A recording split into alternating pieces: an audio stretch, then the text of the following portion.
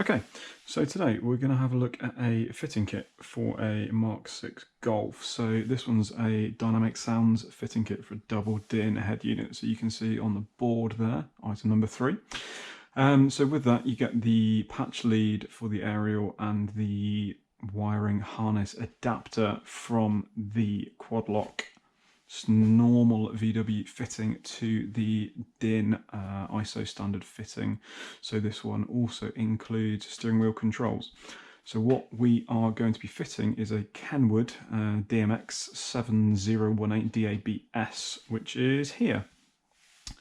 So I've already actually started doing this. So I decided to do the wiring a little bit beforehand, just because then there's not a lot of me cutting wires and getting things in the way. So we can move this side of the loom out the way. So you've got the USB adapter here, then a connection for the mic and one for a sub if you've got a sub. So I've taped these up just to keep them together and tidy and out the way. So on this side you've got the aerial adapter, so the FACRA aerial adapter to ISO, which you should be able to see down there. So that's just taped together there nicely. So the other side of this here is for the steering wheel controls. So this comes out of the connection box and goes to this, which plugs into here. And this then goes to the quad lock connector, which in turn goes into the ISO connector into the back of the head unit. So we have wired up the parking switch as well, but because I'm not using a reverse camera, we don't need this one. So I'm just going to tuck that in there out of the way. So it does come with some handy instructions here, just outlining really the way to do it, but I'm sure you can find the manual for this online. It's not really that involved. It's just plugging things into the sockets that they fit into. Obviously, if you can't do that, there is a little bit more information on the back there about which colour wires are responsible for what. So we'll get this out of the way. This is a little bit more involved, but not anything that's particularly difficult. It just outlines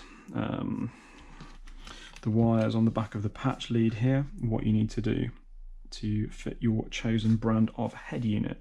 So because I'm fitting a Kenwood, we can follow this format here. So actually the only jumper cable we need is the purple one. So the orange and the green ones can be snipped. So I've snipped these here and taped up the ends because it probably would be okay, but I prefer not to leave any opportunity for things to touch.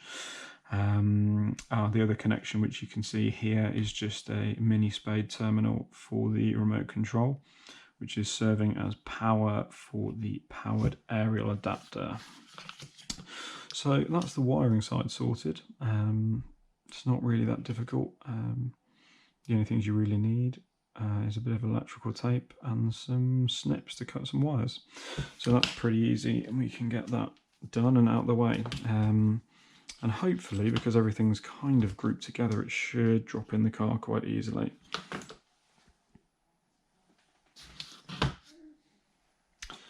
Now, as part of this kit, you get the full fitting kit. So you get the cage for the radio. You get a fascia covering plate, which will fit on in a minute. You get some nice foam noise dampening adhesive, and you get a fitting kit here. And to be honest, it had me pretty confused for a while, and I wasn't really sure how to fit it. So I have fitted a few things before, but not like this. So I'm not sure if this is a Euro thing and I've only fitted things to Japanese cars before or what, but I have figured it out, which is why this one is a little bit defaced already. So effectively these things bolt to the side of the head unit and these pieces fit behind. So you can see I've marked up here on mine where these bronze pieces need to go and where the screw for the head unit needs to go as well. So that will fit in just there, and then we'll get 2 screws through here. It takes a little bit of trial and error working out where you need to go, but you can kind of work it out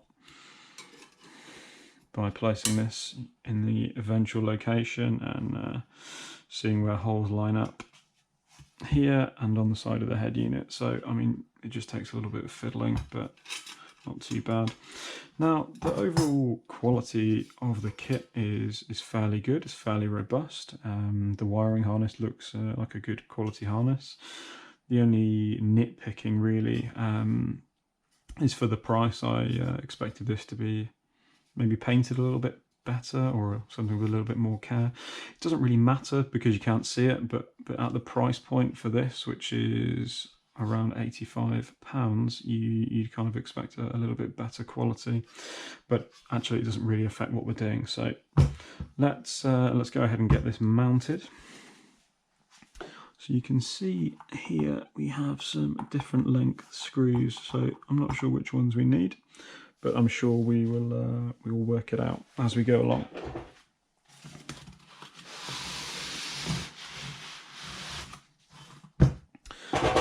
So I've already worked out that these are the 2 holes here that we're going to need to use.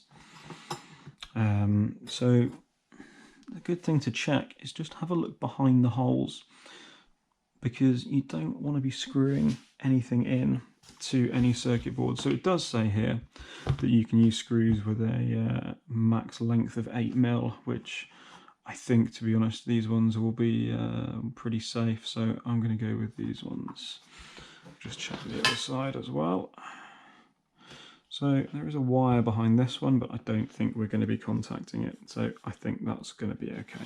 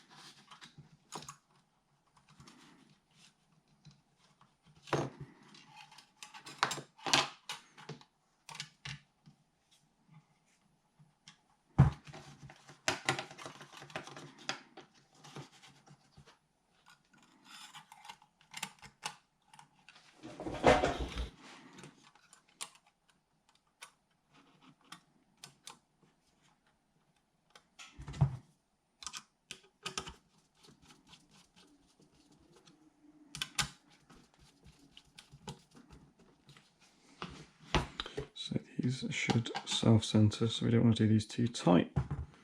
Just want to snug them up. Okay. So we'll copy the markings over to the other side.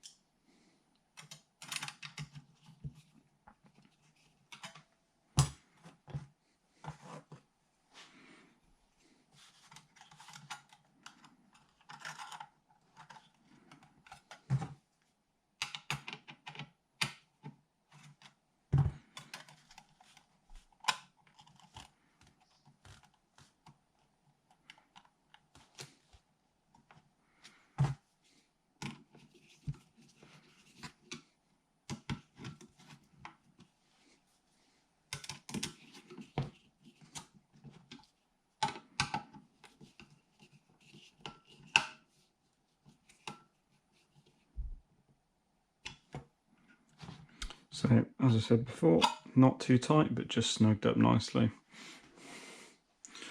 So make sure this is the correct way up before you fit it. I've had a vague look, and I think this is right. I think these ones are at the top. So yeah, let's go ahead and drop this in, and hopefully it fits. And if not, it's a little bit malleable. So.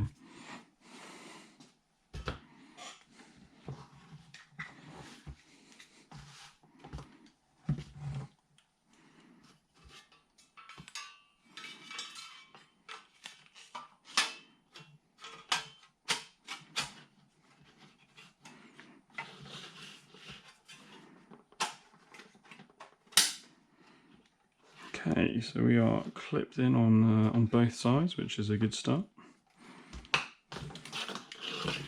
So that stops me dropping the unit out on the floor.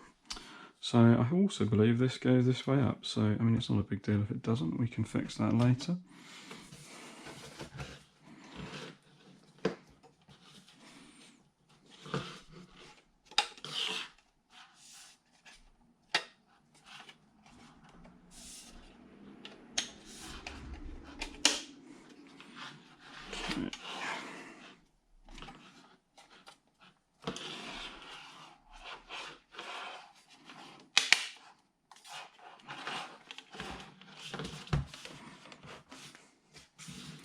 So, I mean, we could maybe go one more out.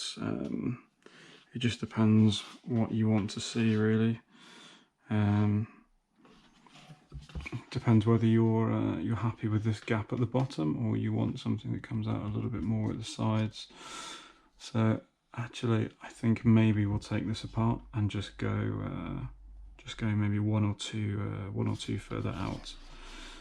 Just to get that nice finish.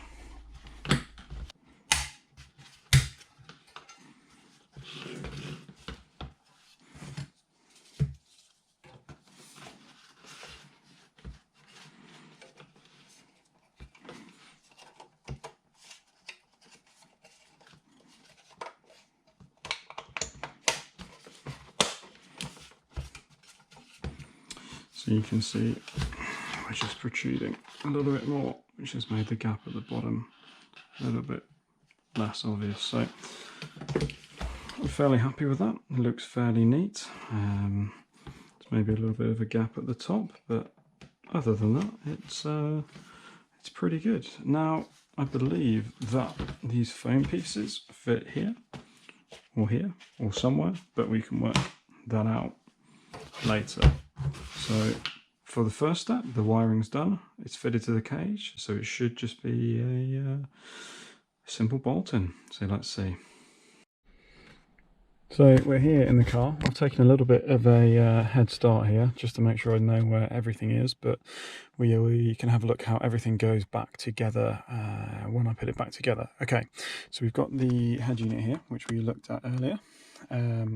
Obviously we've got the connector here for the wiring loom, the double connector here for the aerial, and I have pre-wired also the connection for the microphone. So it's just using 3.5mm audio jack, and the wiring for this runs under the dash, up here, and then along here to the microphone. So I'm just going to get this fitted up, and the reason why all of this down here is a bit of a disaster is that the USB cable here will be hopefully coming out of here, which is through that trim panel. So we will get that sorted out and get this wired in, and yeah, I will show you the results. So I've just got the unit wired in, certainly no problems there. So just for the removal, you can see you've got one torque screw there, one there, one there, and one there. And those are all TX20s, so very simple to do. So the trim is still off because we need to make sure it works. So fingers crossed, we should have power. So the buttons here are lit up, which is a good sign.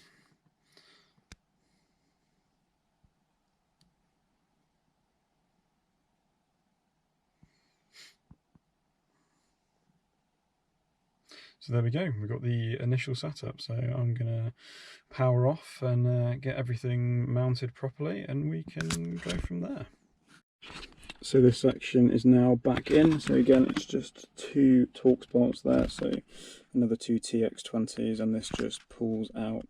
So I've just got this as the pull through for the USB, but I'm hoping that I can make something neatly with the cap that was in there before. If you've got a DSG, this just unclips. It just has a few clips around the side, so nothing too difficult there. Okay, so the centerpiece is now modified for the USB cable for the head unit. That's just placed in there in a compression fit, but it's nice and secure, and looks fairly neat as well. The head unit is working nicely and don't have any problems. So I hope if you're following along and fitting something similar to your car, I hope this helps you.